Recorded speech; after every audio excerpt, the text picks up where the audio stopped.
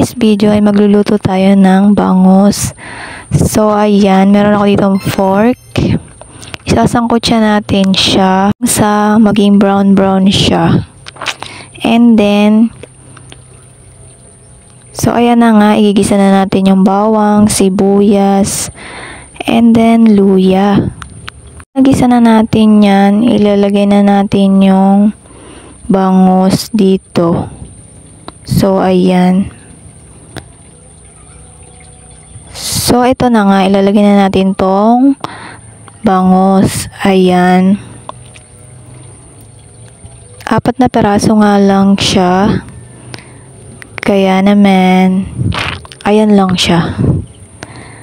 Tapos, ilalagay na natin itong tubig kasi baka masunog naman yung ilalim. Yan, inuna ko nga yung tubig, no. Tapos, lagyan na natin ng sibuyas, bawang, and luya. So, ganyan lang. Lagay-lagay.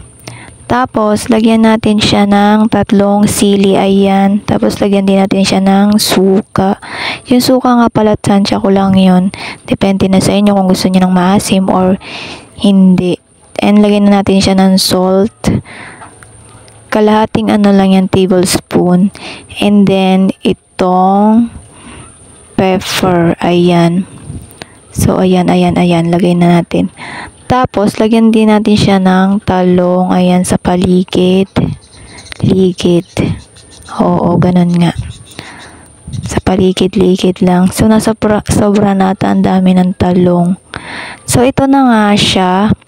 Ayan, luto na. Hindi ko siya nakuha ng ganun kagandang texture. Pero yan yung bangus na paksiw na may fork. Ayan. So, luto na yan and ready to eat na. And then, thank you for watching.